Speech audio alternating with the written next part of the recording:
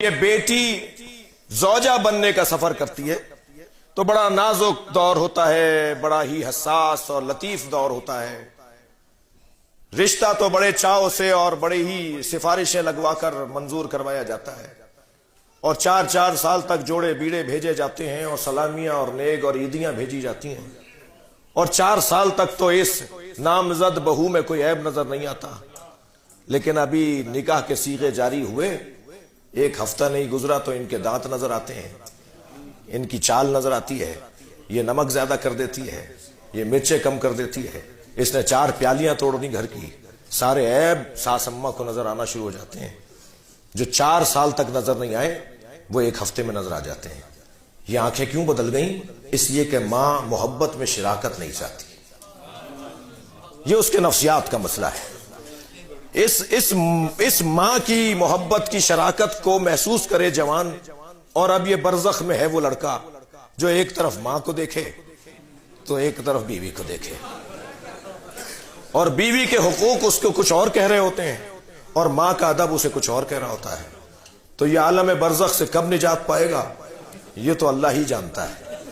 اتنا ہے کہ حساس دور ہے اور بڑے ہی معاملات کی خرابی ہے۔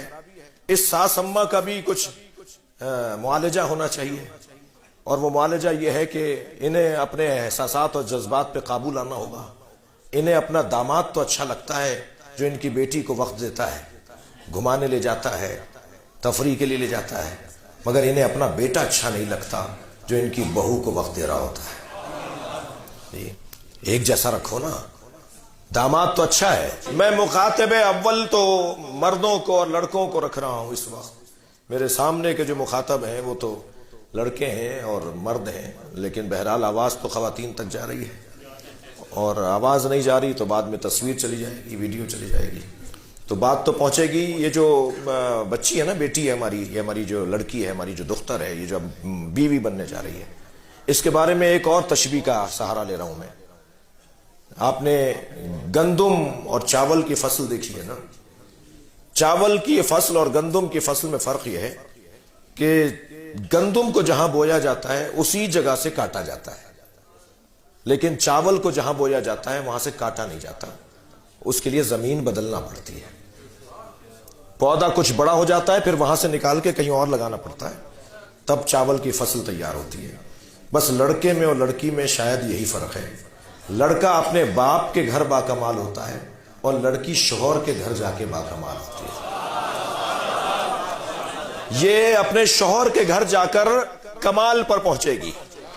جی بیٹی تو تم نے 16 سال کی اور 22 سال کی، اور دلہن تو 24 سال کی تم نے ڈھونڈی، مگر تجربہ تم اس سے 80 سال کا چاہتے ہو۔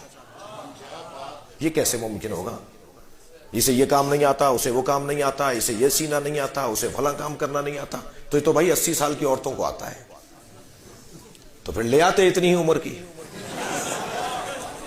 تم بہو تو لے کر آئے ہو 24 سال کی، اور تجربہ تم اس سے مانگ رہے ہو 80 سال کا، تو یہ کیسا تمہارا مزاج ہے؟ اس کو، اپنے مزاج کو ٹھیک کرو۔ یہ بچی اپنے شوہر کے گھر جا کے باکمال ہوگی۔